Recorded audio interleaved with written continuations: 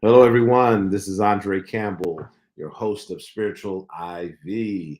We're here today with another spiritual infusion, and we're going to go from the book of Numbers 14, verse 25. I wonder if Stan, my super producer, will pull that up. And it's a strange text to pull out of the middle of a story, but I'll give a little information surrounding the story. It says, "Now the Amalekites and the Canaanites dwelt in the valley. Tomorrow turn you and get you into the wilderness by way of the Red Sea." This story is a unique one, and today's title of our spiritual IV is promised land existence. I want a promised land existence. I've been talking with some of my friends this week, and they have expressed, different ages. And they've expressed, some of them have expressed that they've gone through some things and they feel like they've been existing in the wilderness of their life. And so it reminded me of the children of Israel in when they were at that oasis called Kadesh Barnea. They were at that oasis. We've talked about this before, where they were right before they were going into into the promised land, and they sent the spies in for 40 days. The spies came back out. 10 of them had a negative report, even though they were still reporting that what God said was true about the promised land. And then you had two spies that came with a positive report, Joshua and Caleb. And the people chose to believe the 10 spies. Of course, maybe the numbers were against Joshua and Caleb, but the truth is, the facts are that what God said was in the promised land was there. The fruit of the vine, the land was flowing with milk and honey, not literally milk and honey, but that's a way of saying that everything that God said was there in abundance. You didn't even have to work for it. The soil was rich and would do what it was supposed to do. It would take care of the people. And so, but a lot of the people, majority of the people wanted to go back into the wilderness and go back to Egypt, and they got upset. And so God got upset with them. He's like, all these miracles I've done. When we look back at our lives and we see all the things that God has done for us, I'm sure somewhere along the line, God has gets a little upset with us and like, can you not see what I've done for you? And will you not believe? And so, he's that scripture. If we pull back up that scripture, now you have a little bit of background on what's going on there.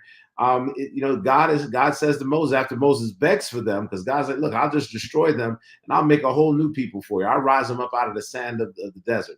And Moses is like, no, God, if you do that, then the Egyptians, what are the Egyptians going to say? That you pull these people out and you couldn't even, have the resources to support them, so you killed them off.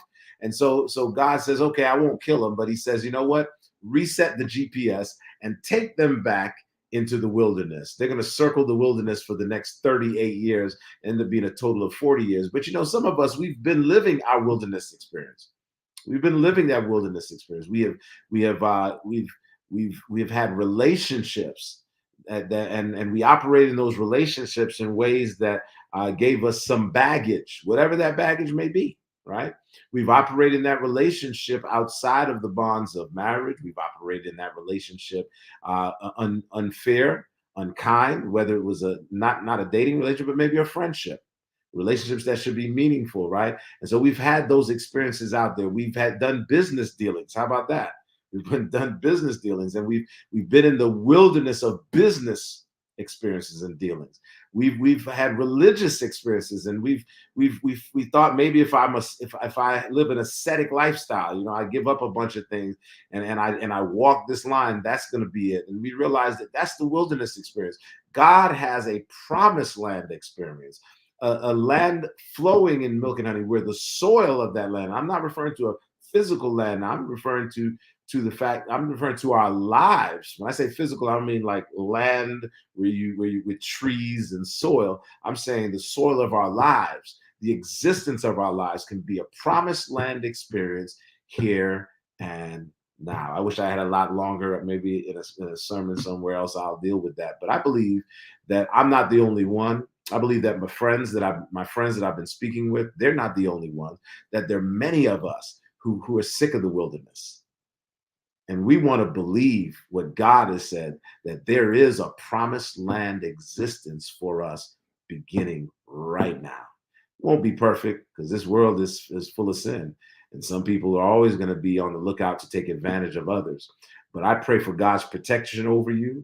And I not only pray for his protection and his love to flow in your life, but I pray that you will be able to walk up out of that wilderness existence into a promised land existence. And God, what God said to the children of Israel, he won't say to your life and reroute you back into the wilderness where he's with you. He gave them the pillar of fire at night to protect them, keep them warm, and keep the predators away. And he gave them the cloud by day to protect them from the desert sun. So he's still with us in the wilderness, but he wants to be with us in the promised land. God bless you, and I'll see you next week on another episode of Spiritual IV.